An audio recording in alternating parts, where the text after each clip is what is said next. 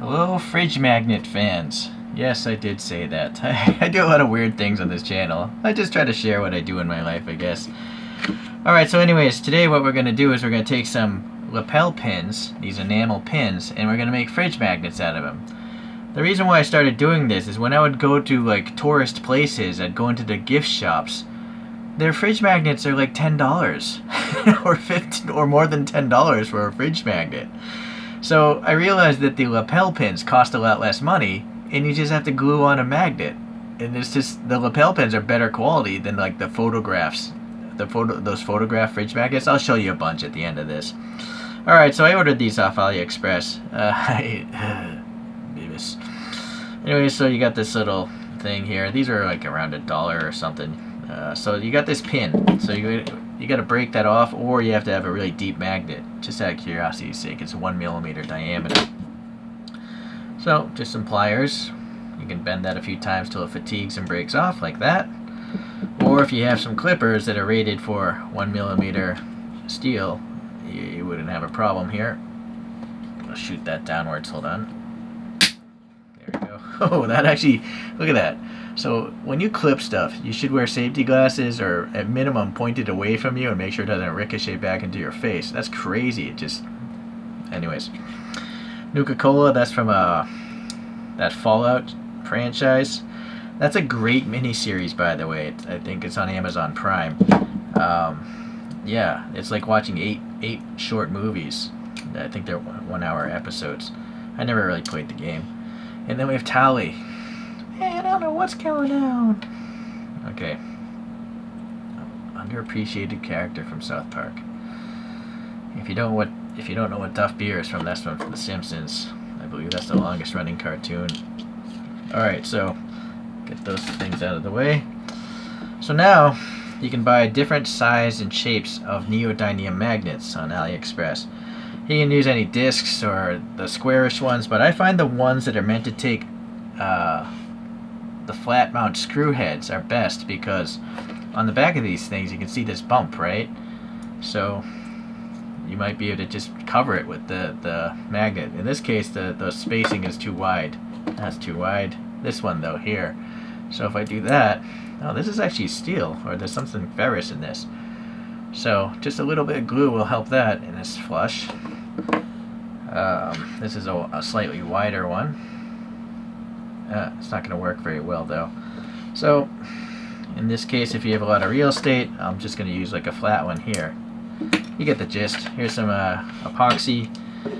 I suppose you could use any sort of glue as long as it's relatively strong.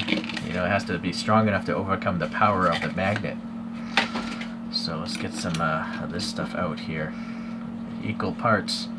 This should be a 5-minute epoxy, but it's hard to read that packaging. I also notice with this kind of epoxy, if you cap it like this, eventually after using it, it gets all sticky on the outside. So what I do is I just take a plastic bag when it starts getting sticky, and then I just, it's not sticky anymore. But this being brand new, oh, I gotta puncture that.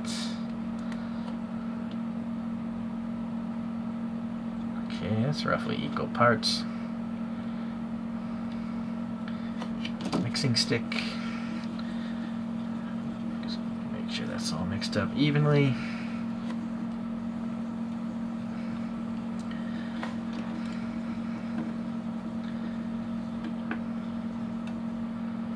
So ideally, in fact, if you have like a piece of metal, you want to have that down.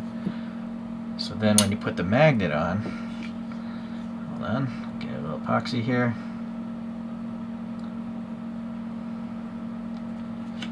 So this magnet will now try to magnetize through the pin, and that's what's forcing it down. You may have even see it purge out the sides.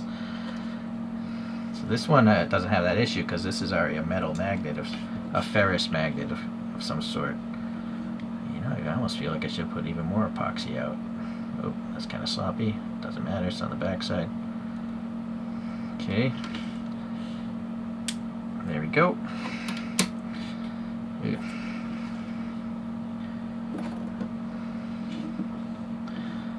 If you really want it to stick, you'd actually put this flat side down, and then when you put the epoxy in, it's going to have a cone, so it can't be really torn out very easily. I might have to switch to a smaller magnet on this one.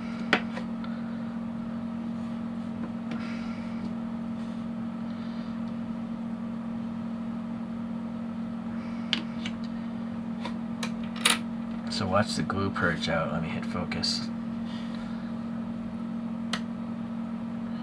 There we go. Doesn't have to look pretty. I guess I can fit this on tally.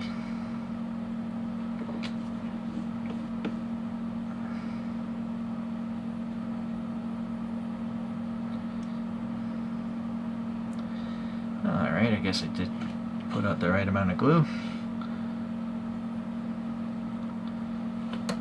Alright, so I'll come back in a few minutes. And so there we are. Here, these are all things that used to be pins or some other freebies or something like that.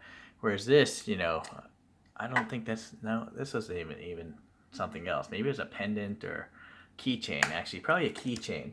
These are keychains from those RC S&T cars.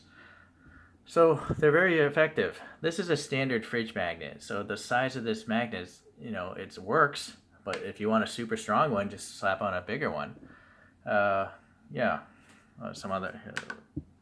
This probably cost $1 instead of $10 if I actually bought one of these dedicated fridge magnets, which is just a ripoff, right? Why is this $10? It's just a photograph. It's just weird. But anyways, so yeah, if you want to just keep something around, keychain, lapel pin, or anything, just slap on the magnet. All right, we'll see you in the next random thing. Bye.